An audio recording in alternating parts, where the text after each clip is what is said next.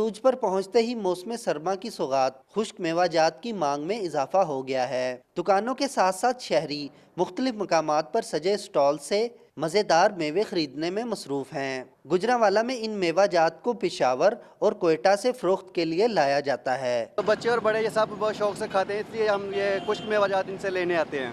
کوئٹے میں اور پشاور سے مال آتا ہے، سردی میں یہ بہت بک جاتا ہے۔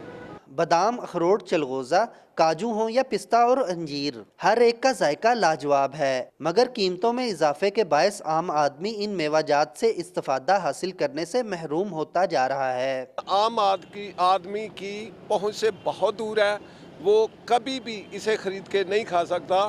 ہم چاہتے ہیں کہ حکومت کو چاہیے کہ پرائز کو کنٹرول کیا جائے۔ خشک میوہ جات نہ صرف کھانے میں لذیذ ہیں بلکہ سردی کے مضر اثرات سے بھی بچاتے ہیں۔ یہی وجہ ہے کہ مہنگے ہونے کے باوجود شہریوں کی کوشش ہے کہ کچھ نہ کچھ میوہ جات تو ضرور خرید لیے جائیں۔ سخت سردی میں خشک میوہ جات کھانے سے اس موسم کا مزہ دوبالا ہو جاتا ہے، مگر بڑھتی ہوئی قیمتوں کے باعث یہ میوہ جات عوام کی پہنچ سے دور ہوتے جا رہے ہیں۔ کیمرہ مین عدیل ریاض کے ساتھ وکاس۔ مزید ویڈیوز دیکھنے کے لیے چینل سبسکرائب کرنا نہ بھولیں اور بیل کے آئیکن پر کلک کریں۔